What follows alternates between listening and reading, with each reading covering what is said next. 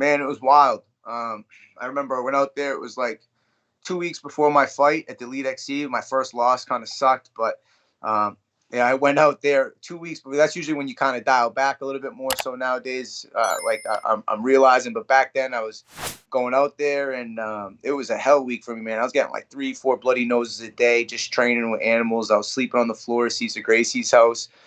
Pretty cool experience, man. We would wake up, go train early, and then finished late all day, just training, training, training. I was out there by myself, and I was able to train with Nick, Nate, linked up with those guys the first time at the gym at like 12:30 in the morning, and they were kind of already wrapping up. At least Nate was throwing on his jeans, about to leave, and he's like, "Hey, you got this kid here. You want to get some work on?" He's like, "Sure."